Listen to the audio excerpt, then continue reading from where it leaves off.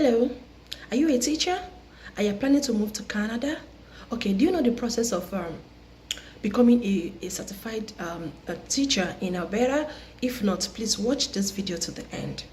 Okay, and firstly, before we continue, I have to tell you that in Canada there are different provinces or states, right? So depending on the province that you want to migrate to, if Alberta is not your province choice or whatever, please ensure to get information for that particular province that you want to migrate to. All right, so firstly, for people that wants to migrate to Alberta to become a registered teacher in that particular province, firstly, what you need is that you need to get open an account with teacher workforce information system, twins, right? It's called twins. Okay, that's what government of Alberta calls that. So you need to make sure that you've opened an application with them.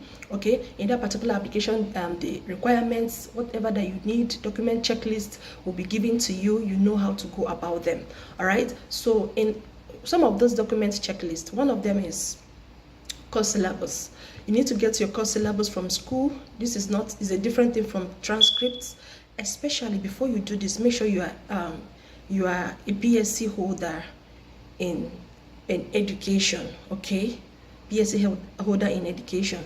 So you have to get your own course syllabus, right? This is different from transcripts, whereby it's explained whatever that you were taught in school, the one that you did, your teaching practice, the courses and everything, the use of English, the time it was taught, the duration, everything, your teaching practice, where you supervised and all that. It has to be in that particular syllabus, right? Everything that was done, it has to be explained one after the other. If this is this, it has to have I know that kind of stuff. It have to be explained well, detailed.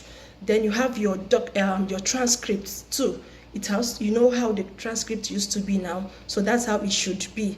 Then another one too is language proficiency. Whenever people hear about language proficiency, they freak out. No, they start thinking about, oh, I'm going to write IELTS and all that. Sometimes you don't do that, right? Depends on the province. But province of Alberta, they don't need your IELTS and all that. But for the fact that your school can be able to prove that you were taught in English, that's a good one for you. They accept that. Okay, so you make sure that when your school is sending your course syllabus, they are sending your transcripts and all that. Make sure that your language proficiency is coming along with them. If not, that's another thing, or they can send that one letter, but make sure that everything is coming in once. Okay, so another one we have is marriage certificate. If you are married, if you've changed your name, they should also be uploaded. Okay, then another one is your police report and criminal check. All right, it's not difficult here. If you are in Canada, you can go to a police station, they can give you your police check documents. Okay, then you have your notarized high school results. You know, in Canada, in Africa we have secondary, but in Canada is a high school. So don't freak out whenever you hear high school. High school means your college or your secondary school certificate, which is WAEC, right? So you have to notarize it, and it's not difficult to notarize your documents here. We have lawyers around, so you go to a lawyer and pay this a certain amount, and they will notarize your WAEC for you. So another one too is current statements of professional standing. All right, so many teachers in Africa, let me say for example in Nigeria, when they graduate, they don't take the council exam, which is the TRCN, Teachers Registration Council of Nigeria, right? So if you are a BSc holder in education and you've not taken this particular council exam, there's no way this particular or registration will send in your current statement of professional standing to this body. All right, so you need to take your exams, all right, and pass this particular course so that they can be able to send in their statements. If not, I don't know what you are doing. Please, if you're a teacher anywhere in your country and you've not written the council exam and you're also planning to migrate to Canada, please do well to do that. Some people will be like, oh, I've started any money, I don't need that again and all that. No, it's not the right way. Please ensure that you do this test and pass so that you have a certificate of that, or with the license and all that. So another one too is your PR. This is where the cocoa is, right?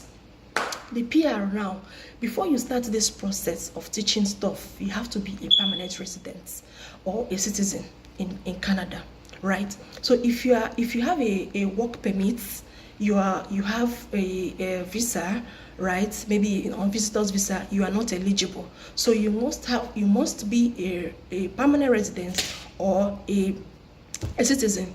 And for teachers, they also migrate through federal skilled workers, right? So you need to make sure you get your PR, or if you're coming in as in Canada, you're coming in as a PR, or maybe you're coming in as a student. When you get your PR, that's when you will start all this process. All right, I don't know if I've made myself clear. So for more information, you can as well research and get more valuable resource from the promise of your choice. Thank you for watching, and I can't see your comments downstairs.